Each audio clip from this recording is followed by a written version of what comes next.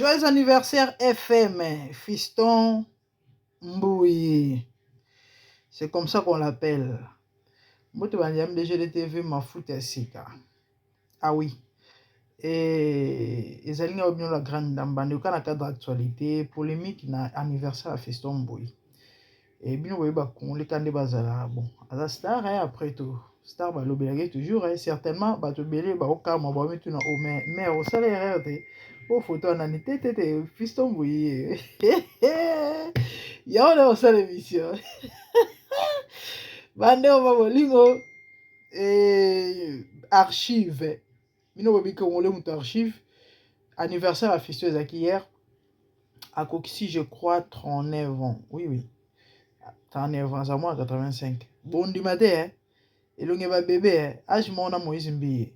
Moïse Mbiye auto que ça soit 2 mois passés. Âge mon amour Moïse Mbiye, botana Moïse Mbiye modèle azali, bota Fiston Mbouyi, mais ba ninga ba âge moko. Bon. Et ça, comme personnalité, voilà. Une chose en personnalité à ma cassi, c'est pas le cas. Les a payé dire ma responsabilité. Moïse Azali, pasteur, il y a église, il y a ceux combien de 1000 membres à Kambaka. Nous sommes en train de nous saga, si vous voyez baraté. Il y a un monde va passer Bélène, va passer Marcelo. Passer Marcelo, il m'a souhaité qu'il y a 40 ans. Mon collègue âge n'est pas matin avec quoi? Tato à 50 ans. Donc avant même que ça 40 ans, nous quand ça déjà à 50. Nous on n'avait même pas 40 ans. C'est ça. Ah oui, la vie est bon, trop de responsabilités, trop de stress, trop de pression et nous n'y saka avant. Il y a un moni, il faut avoir des précautions ou encore ko zwaka soin na yo hein. Moi ba kolandela ba mambo misusu régime l'alimentation na ba mara misusu moi ba discipline na ba mara misusu sinon te okufa avant yes bato mingi obele tokipa te mais mondela te na compte ya eloko nyonso ouais ba surchargement so pe leki mingi faut modérer wape moto ana droit repos wa moto ana droit ba mara misusu esungaka bref. Et revenons à notre poisson. Oh, bozo mon eza Fiston Mbouyi. Joyeux anniversaire encore une fois et puis à lui. À autant que ça, 39 ans et hier. À autant que nini. Nasaki attention tenzo rande nakangi wifi mais connexion na ngai date ezaki on. Maman andeko mo reprocher ngai ba notification ezokota ta no sa émission ezo déranger. En tout cas, vous avez constaté ça.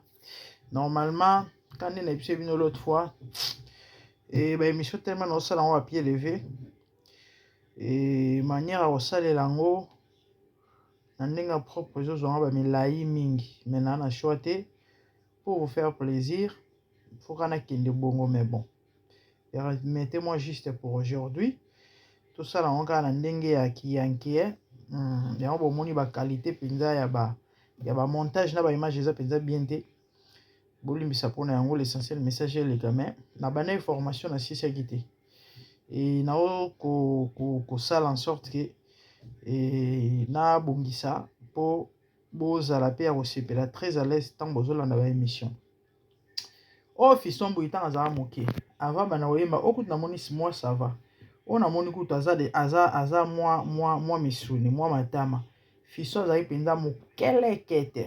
Je crois batu balanda soutang abimaka sika na ba émission ba compétition ya ba eza nini ba Vodacom na ba compétition wana ba ko reconnaître ya za penza slim nde toloba na anglais do mannequin penza ka ba ba changer ka ndenge ezala kaka lelo akoma Fiston Mbouyi akoma oyo azali. Alors anniversaire na ebino webi congolais ba bimiseli ba archive tant azala mokwapin non dans une photo ero déjà bani moi ko changer ndambo. Babimisi tango azalaka mokwapin na ndenge akomi lelo mais c'est tout à fait normal hein? C'est la vie hein? Vie moto changera te bon moto ozalaka lolenge moko ya on alobaki non malgré esekisa ye ngai natali ba photo yango natali Fiston ya avant na ya après nalobi nasala émission mpona encourager moto moko ta mosusu oza na balobaka nini oza na faible commencement na yo. Et temps erevelaka oyo ebombami kati ya moto. Ta mosusu batango fiso azalaka moke wana certainement peut-être akutana mpe na baprophète to mpe ye moko alotaka mpe bandoto ya o akomi lelo. C'est ce qui s'est passé avec Joseph. Ndeko ozolanda ngai ta mosusu bapesa yo baprophétie yo moko mpo omona ozwa, mais peut-être jusque là omona ondeyema moni ye baventure on dirait non nzambe akosala te. Qui pouvait croire même ye moko Fiston Mboyi ntango azalaka na mokwapin nde bakongole bazoseka ye akoka kokoma oyo akomi lelo. Nzambe so alobi akokisaka.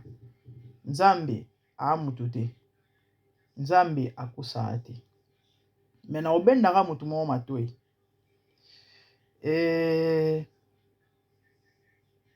Prophétie nyonso, promesse nyonso ezalaka na ba orientation, ezalaka na ba discipline moko ya korespecte. Pourquoi? Parce que Satana tellement abundisa toujours lipamboli aotelemela yango et akosala nini, aopresente toujours babiloko oyo koretarde promesse to pe prophétie oyo kopekisa yo okoma bisiko nzambe azela yo te. Yango bomoni bato ebele bakufa na baprophétie na nzoto. Naloba na bino makambo ya solo. Bato ebele lelo amona makambo balobane makambo me ti lelo ta mosusu ezozwa atan. E nyonso te ezalaka kaka ta ya nzambe. Non omoni momango ekoki nano te. Mosusu ezalaka mutu ye moko azokose méconduire, ezofungolele baporte. Yango ezosala ke diable a profité, a empêché nzambe ko réaliser plan to volonté na vie na yo. Mutu akosa yo te. L'homme akoki ko limiter loboko ya nzambe. Yango moni Bible ezoloba loboko ya nzambe ya mokuse te, me masumu na biso nde sala séparation entre biso na ye. Balaka yo nzambe aloba no makambo tia tout intérêt ya kobanga nzambe.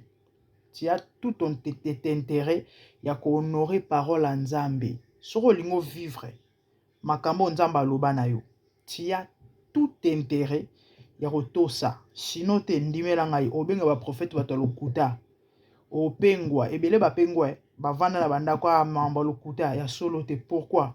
Parce que ayebaki te ke bapesi ye message mais eza na lolenge moko il faut atambola to pe eza na ba acte moko il faut a poser ba makambo moko il faut asala ba principe moko il faut atosa pona amona makambo na kokokisama.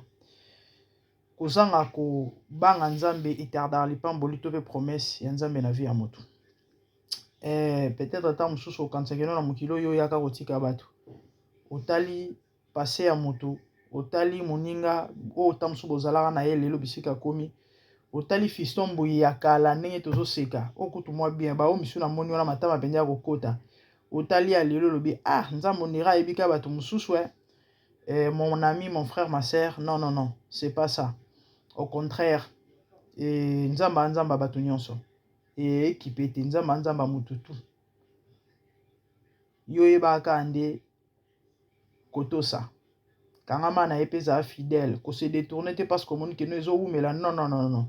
Reste fidèle à Dieu. Le temps appartient à Dieu. Sur le simbi te lobi simba courage. Il y a un temps pour s'aimer, il y a un temps pour récolter, il y a un temps pour pleurer, il y a aussi un temps pour rire. O sepela na yo, o seka na yo, ezaka ba misusu te, c'est tout le monde. Yaya to lukambongo to lukambongo bandeko to lukambongo tala Fiston Mboyi lelo ninga koma mbongo ne lubana ngo ba congolais ba créer adage na bango ba lubaka l'eau lave mai sukolaka mais l'argent rend propre. Yaya mbongo ekomiso peto mai osukola na yo mais mbongo peto la yo. Ah oui, et ya lingala so botali ba photo ya babatu misusu wana mona photo ya prophète Joël Francis na bité bozo ko seza ete ba psinga teza e. Ah oui, ya nyonso na mbongo ebongisa mutu ya to luka mbongo. Ah oui, tout travail procure l'abondance. Ya luka mbongo kovanda ka bongo te ukanga mabongo te ya luka mbongo. Luka vie changer. na sekaki na lobby mais bon c'est la vie hein ezaka bon mambo na eka bani opona pesa conseil en même temps na souhaiter notre bien-aimé bah joyeux anniversaire na ye. C'est ça.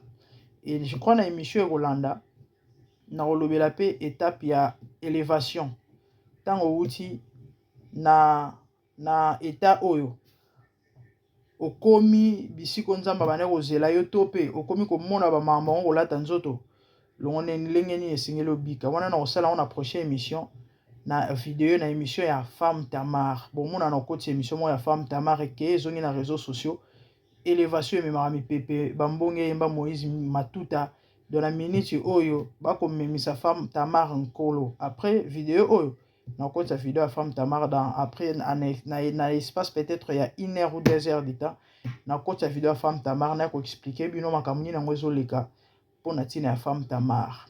Que le Seigneur vous bénisse, abonnez-vous massivement sur MDGD TV. Mafuta Sikamo, c'est la grande dame dans mon union Balasima. De bonnes choses, merci, au revoir. Bye.